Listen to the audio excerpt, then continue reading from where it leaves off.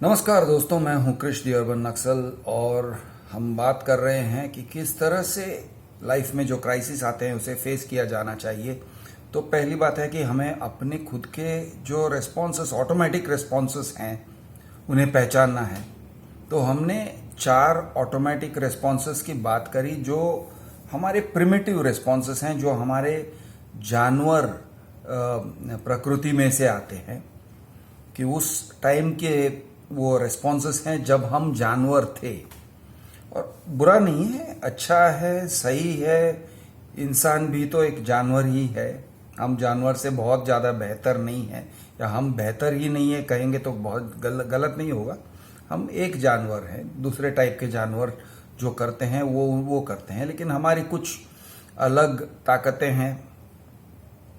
तो उसका इस्तेमाल कैसे किया जाए फॉर क्राइसिस मैनेजमेंट। तो क्राइसिस के बहुत सारे एग्जाम्पल्स दिए। 3 वीडियोस में हमने डिस्कस किया कि क्राइसिस क्या होता है, रिएक्शन क्या होता है, रिस्पॉन्स क्या होता है, हम किस तरह से रिस्पॉन्स के देते हैं। क्राइसिस के बहुत सारे एग्जाम्पल्स दिए। मैंने बच्चों वाले एग्जाम्पल्स और यंग पीपल वाले एग्जाम्पल्स दिए कि बच्चे फेल हो जाते हैं तो उनके लिए क्राइसिस होता है, और वो उस क्राइसिस के मोमेंट पर 4 टिपिकल रिस्पॉन्सेस एग्जिबिट करते हैं। वैसे ही यंग पीपल जिनकी नौकरी चली जाती है, जब पहली बार या दूसरी बार जब नौकरी चली जाती है या नौकरी छोड़ना पड़ता है, तो सबसे बड़ा एंजाइटी ये होता है, मैं घर जाके क्या कहूँगा, मेरे परिवार वालों से क्या कहूँगा, गुजारा कैसे होगा, क्योंकि बहुत सारे सवाल आने हैं। तो फुल टेंशन हो जाता है, दिमाग उसी के टेंशन से भर जाता है और बहुत सारे नेगेटिव विचार भी आते हैं। गुस्सा भी आता होगा कंपनी के बारे में कि भाई इन्होंने हम किस तरह से हमको फायर कर दिया और ऐसे कैसे कर सकते हैं, और मैंने उनके लिए इतना सब किया था। तो ये टाइप का गिला शिकवा वाला ये भी एक विचार का पूरा श्रृंखला निकल जाता है आपके दिमाग में से। ट्रेन ऑफ थॉट हो जाता है कि ये बहुत गलत है, ये ऐसे नहीं होना चाहिए। तो 4 टाइप के बेसिक प्रिमिटिव रिस्पॉन्सेस हैं जो हमारे अंदर प्रोग्राम्ड हैं। तो एक का नाम है फाइट करना। जैसे किसी जानवर को ये हिरण या भैंस जैसे कोई सींग वाले जानवर को अगर सामने शेर दिखता है या भेड़िया दिखता है या हाइना दिखता है, ऑफ कोर्स वो भाग सकता है, लेकिन कभी कभी वो सोचता है कि वो सींग से आक्रमण करेगा या लात मारेगा। गधा है तो लात मारेगा, ये तो या कुचल डालेगा अपने पैरों से के नीचे। ये टाइप के रिस्पॉन्सेस होते हैं। तो फाइट वाले रिस्पॉन्सेस होते हैं। फ्लाइट वाले रिस्पॉन्स, फ्लाइट का मतलब भागो, भागना, उड़ना भी होता है फ्लाइट का मतलब, लेकिन यहाँ पर फ्लाइट मतलब भागना, दौड़ना। तो एक ऐसा रिस्पॉन्स होता है कि चलो मैं रिट्रीट कर दूंगा। तो दूसरा रिस्पॉन्स, तीसरा रिस्पॉन्स ये होता है फ्रीज हो जाते हैं, बिल्कुल हिलते नहीं है, स्थगित जगह पे, बोलती बंद। चौथा रिस्पॉन्स है चिल्लाना, क्राई फॉर हेल्प, जिससे और लोग आए और सहायता करें। हम सोशल एनिमल्स हैं। कौवे के बच्चे को पकड़ के देखो क्या होता है, वो चिल्लाने लगता है, काओ काओ काओ, और सारे कौवे आके आपके बाल को नोचने लगते हैं, आपके ऊपर आपको नोचने लगेंगे। यानी आपको पता चलेगा कि एक कौवे के सोशल क्राई का क्या रिस्पॉन्स होता है। ह्यूमंस में भी ये टाइप का रिस्पॉन्स है। लोग चिल्लाते हैं तो बाकी सारे जो सुन रहे हैं वो भागते हैं उसे बचाने के लिए। तो इस तरह से सोशल रिस्पॉन्स के लिए क्राई करना। वैसे और भी तो रिस्पॉन्सेस हैं, बहुत सारे और रिस्पॉन्सेस होंगे और हैं। ये तो मैंने 4 कह दिए टॉप ऑफ द माइंड, जो सबको करीब करीब पता है। तो क्या ये रिस्पॉन्स सही है? फॉर एग्जाम्पल, आपको बॉस, एक एग्जाम्पल मैं दे रहा हूं यंग पीपल वाले, यंग मतलब हर उम्र के लोगों को ये होता होगा। आपको बॉस अपने केबिन में बुला रहा है, आपको पता है कि कुछ बहुत बड़ा प्रॉब्लम हो गया है, आपसे कोई गलती हो गई है, या फिर आपके ऊपर कोई गलती का इल्जाम डाल दिया गया है, कोई एलिगेशन डाल दिया गया है। अब बॉस आपको केबिन में बुला रहा है, आपके मन में बहुत सारी विचार दौड़ रहे हैं, फाइट का विचार दौड़ रहा है कि मैं कहूँगा बॉस तुम गलत कर रहे हो, टेबल को ठोकेंगे हम डम डम डम, उसके ऊपर आक्रामक तरीके से। तो फाइट वाला रिस्पॉन्स आ सकता है, फ्लाइट वाला रिस्पॉन्स आ सकता है।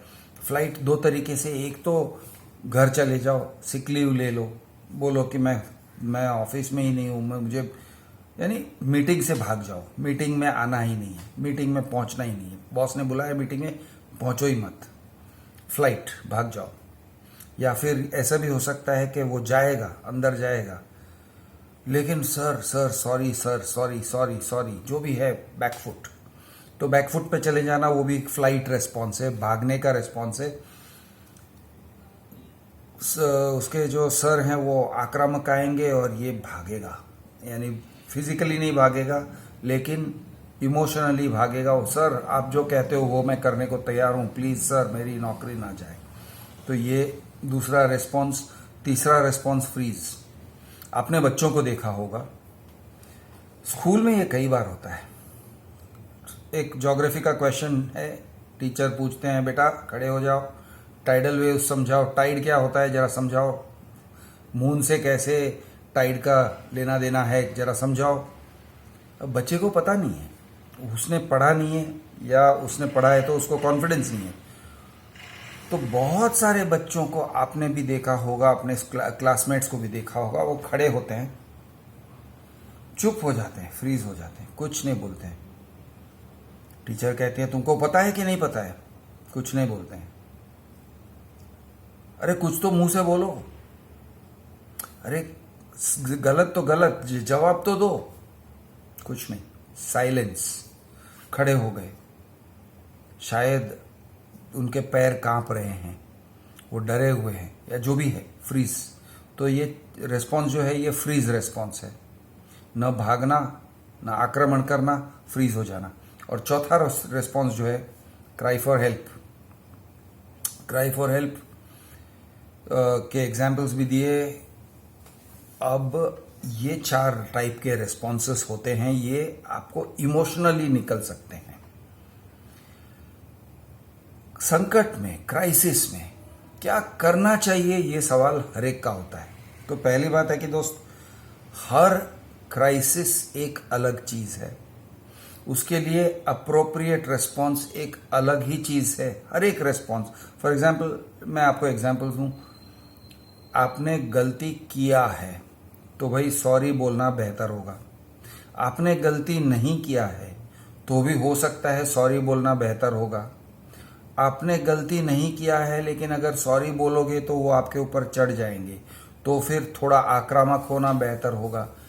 आक्रामक होना, लेकिन आक्रामक हो जाओगे, अग्रेसिव हो जाओगे बॉस के पास, तो बॉस वैसे ही अग्रेसिव मूड में है, आपका बॉस का झगड़ा हो जाएगा और उसके बाद आपकी कंपनी में कोई फ्यूचर नहीं है।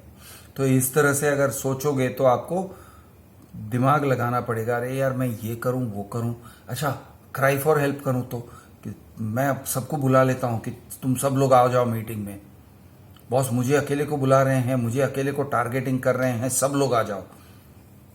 अब बेसिकली ऑफिस में धरना बोल देंगे, ये एक type of call for help है। या फिर अगर ट्रेड यूनियन है तो ट्रेड यूनियन लीडर को बुला लिया, तुम आ जाओ बॉस मेरे ऊपर चढ़ रहा है।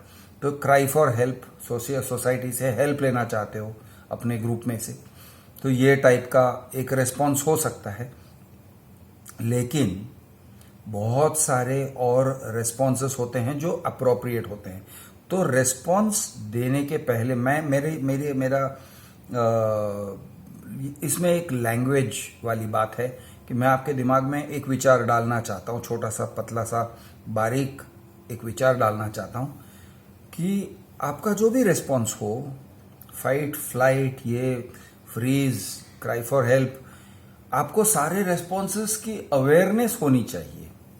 पहली बात, चाहे आप बच्चे हो, चाहे आप बुजुर्ग हो, चाहे आप मिड लाइफ में हो, चाहे आप किस ऑफिस में हो, जो भी आपका सिचुएशन है, लेकिन आपको सारे अपने ऑप्शंस के बारे में एक बार सोच लेना चाहिए।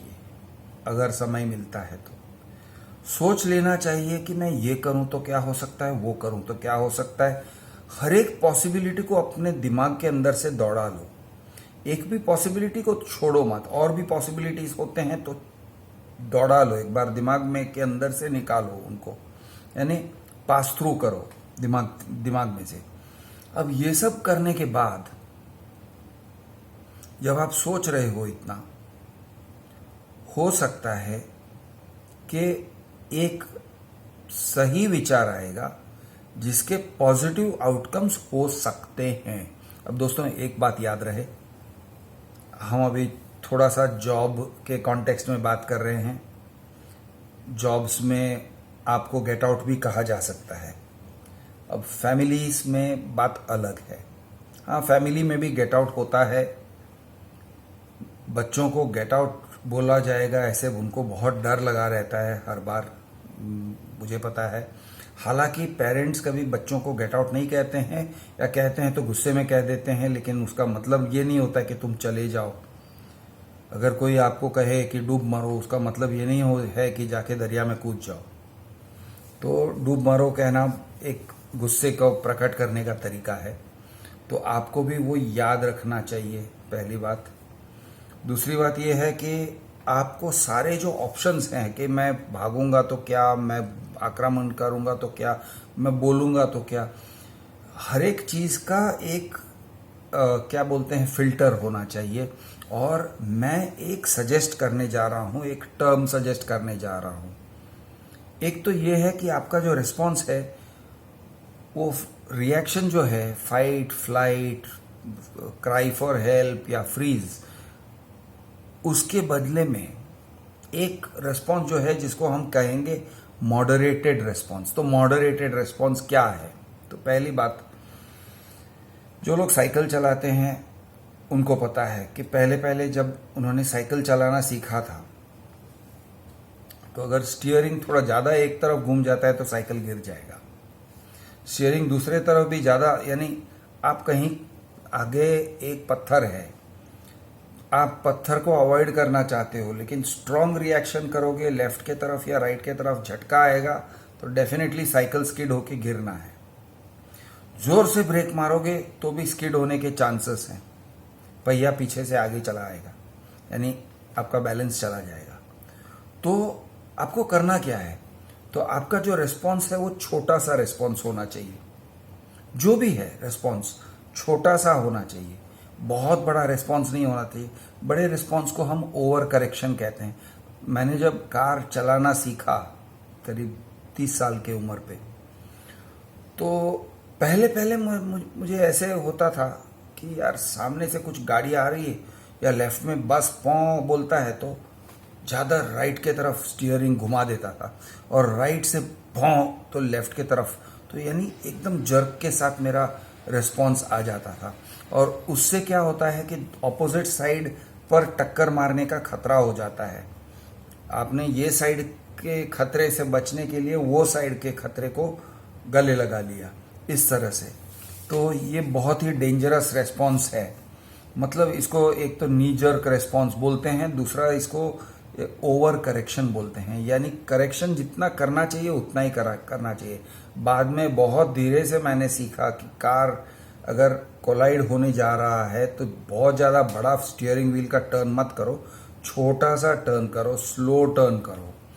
ब्रेक भी लगाते हो तो एकदम फच करके ब्रेक मत लगाओ, धीरे से ब्रेक लगाओ। हालांकि कभी कभी एक बार ऐसे हुआ है कि मैं टक्कर मारने से बचा हूँ। साइकिलिस्ट थे 2-4 मेरे सामने आ गए थे, और पता नहीं मेरा ध्यान क्यों भटक गया था, लेकिन मैं कहीं और ध्यान दे रहा था और वो एकदम ही सामने आ गए।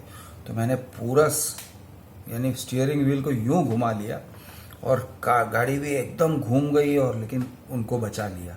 तो ऐसा ज़बरदस्त सेव मेरा दिमाग काम नहीं कर रहा था, ऑटोमेटिक रिस्पॉन्स था, लेकिन ऑटोमेटिक रिस्पॉन्स से मैंने सही तरह से रिस्पॉन्ड किया। तो ये एक अच्छा रिस्पॉन्स निकला, और उसके लिए मैं शुक्रगुजार हूँ, क्योंकि अगर गलत होता तो 2-3 बच्चे मारे जाते। साइकिल डबल सवारी लेके जा रहे थे और काफ़ी डेंजरस था। अब इस तरह से जो होता है इस तरह से हमारा जो रेस्पॉन्स होता है उसमें ओवर करेक्शन नहीं होना चाहिए। तो ओवर करेक्शन मतलब बहुत स्ट्रॉन्ग रिस्पॉन्सेस यूजुअली गलत पड़ते हैं, उसको ओवर करेक्शन बोलेंगे। तो ओवर करेक्शन नहीं होना चाहिए। तो हम मॉडरेट, किस टाइप का रिस्पॉन्स होना चाहिए, तो हम उनको मॉडरेटेड रिस्पॉन्स कहते हैं। मॉडरेटेड का मतलब क्या?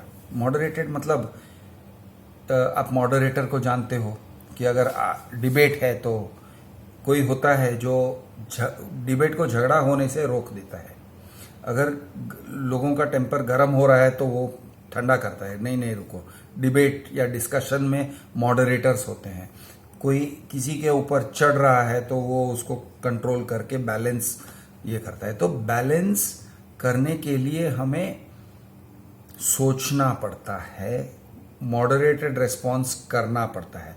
तो ये मॉडरेटेड रेस्पॉन्स का मतलब ये होता है कि हमें अपने नेचर को कंट्रोल करना है। अब नेचर को कंट्रोल, हमारा खुद का नेचर को कंट्रोल करने के लिए हमारे पास है क्या? हमारे पास ऐसा कौन सा औजार है जिससे हम अपने नेचर को कंट्रोल करते हैं? तो दोस्तों, कई सारे फिलोसॉफिकल ख्याल हैं, विचार हैं। वो फिलोसॉफिकल विचार फैक्चुअली राइट हो या रॉन्ग हो, लेकिन वो हमें हेल्प करते हैं कि हम अपने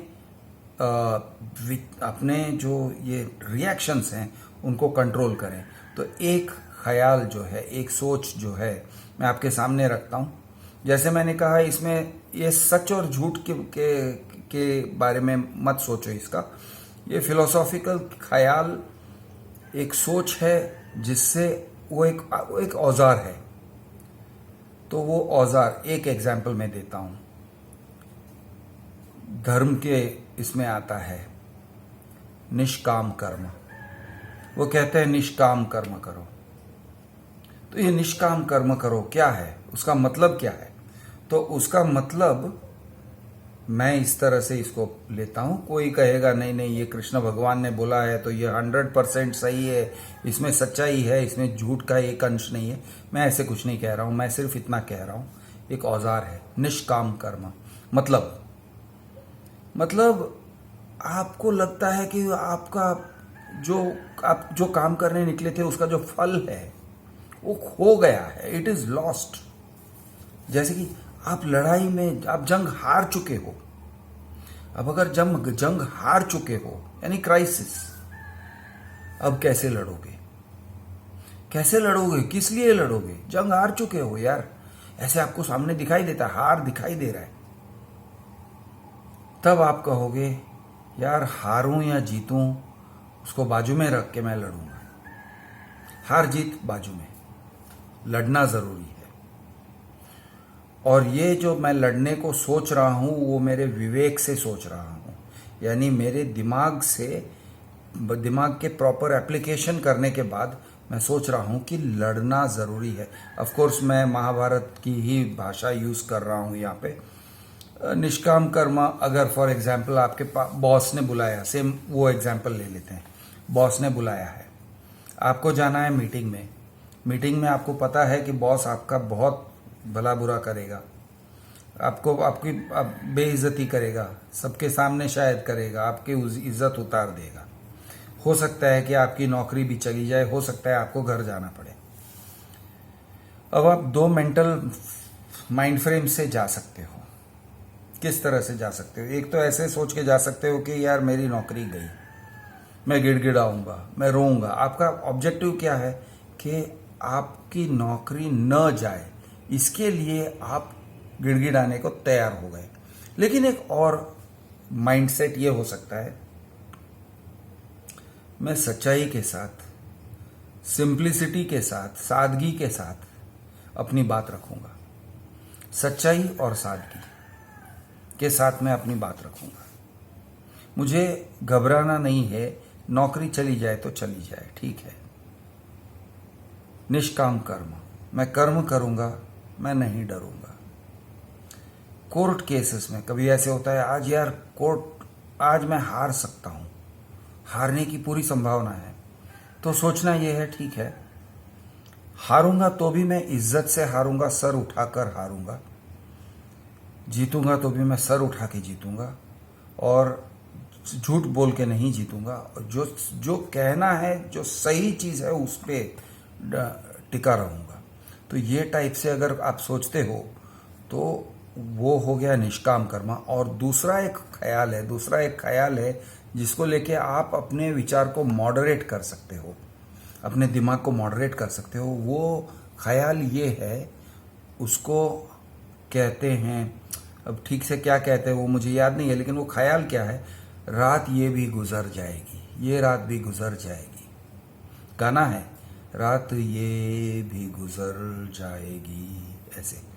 तो ये रात भी गुजर जाएगी, मतलब इस इंग्लिश में एक कहावत है, दिस टू शैल पास। जैसे हर क्षण निकल गया, वैसे ये भी एक क्षण निकल जाएगा। यानी मुझे दिख रहा है कि इस क्षण में बहुत बर्बादी होने वाला है, मेरा बहुत क्राइसिस होने वाला है, बहुत बुरा होने वाला है, ऐसे मुझे दिख रहा है। लेकिन बहुत सारे ऐसे ओकेजन्स आए हैं और गए हैं और मैं अभी भी जिंदा हूँ और अभी भी ठीक हूँ और अभी भी हम आबाद हैं, कुछ बिगड़ा नहीं है।